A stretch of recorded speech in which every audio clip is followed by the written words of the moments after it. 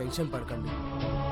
Contract expire అయిపోయింది అనుకోండి, ఇంకా అలాగే ఇంకా మీ కూతుర్ని నా కూతుర్ని కాపాడాలనుకుంటే వేరే మార్గం ఏదైనా ఉంటుంది.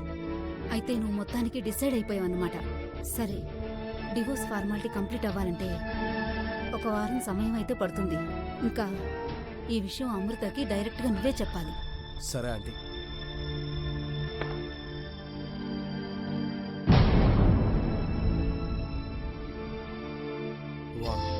ఫ్యామిలీ నాది, కానీ ఫర్ ఎవర్ వేరొకటి. నా వైఫ్ నా కూతురు ఇద్దరు నన్ను అసలు పట్టించుకోవడం లేదు. No problem. ఒకవేళ నా పొజిషన్లో వేరెవరినైనా తీసుకుంటే అప్పుడు నేను ఏం చేయాలి?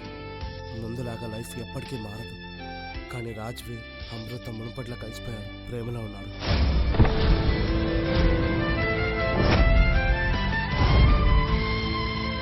అప్పుడు నాకు 20 ఏళ్ళు. రాజ్వీర్ అమృత మనసుని బ్రేక్ చేసినప్పుడు అప్పుడు అమృత వాళ్ళమ్మ నా దగ్గరకు వచ్చింది. అది కూడా 10 కోట్ల రూపాయలు తీసుకుని నా 10 years టైంని కొనుక్కున్నా. ఎండిపోయిన తన కూతురు మనసుని నా చేతులతో అతికించొచ్చని అందుకే ఇచ్చాను. నేను బాధపడితే నన్ను ఎవరు పట్టించుకుంటాను? ఈ 10 సంవత్సరాలలో నాలా ఒక్కసారి కూడా నేను బతకలేదు. తనకి ప్రేమ కావాలన్నప్పుడు తనతో లవర్గా ఉన్నాను. తనని నవ్వించడానికి ఎన్నెన్నో ప్రయత్నాలు చేశాను. తనకి ఎన్ని సంవత్సరాలు నేను ఎంత చేసినా ఇప్పటి వరకు నన్ను భర్తగా కాదు కదా మనిషిగా కూడా చూడలేదు. కానీ ఒకరోజు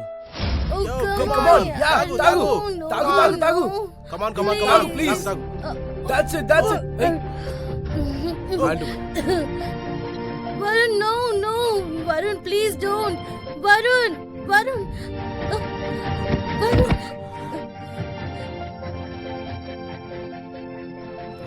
జాగ్రత్తగా ఉంది. Varun, will you marry me?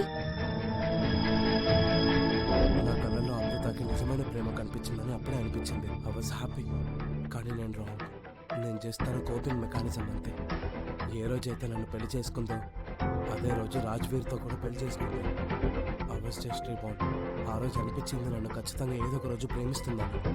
కానీ నాకేం తెలుసు, రాజ్వీర్ని పూర్తిగా మర్చిపోయింది అనుకున్నాను. కానీ రాజ్వీర్ వచ్చిన వెంటనే అతను వైపు టర్న్ అవుతుందని. అమృత మర్చిపోయింది రాజ్వీర్ తనని మోసం చేశాడని. రాజ్వీర్ ప్రేమతో మళ్ళీ వచ్చాడని చూస్తుంది. అతను తిరిగి వచ్చినందుకు సెలబ్రేట్ కూడా చేసుకున్నారు. That's my favorite. మీరే మా నాన్న అయితే బాగుండు. అవునా? And no time. నా ఫ్యామిలీ నా కళ్ళ ముందే వేరే వాళ్ళకి సొంతమైంది. ఇంకా నేను అవుట్ సైడర్ అయ్యాను. అమృతతో పాటు నా కూతురు కూడా రోజు రోజుకి దూరం పెట్టేసింది.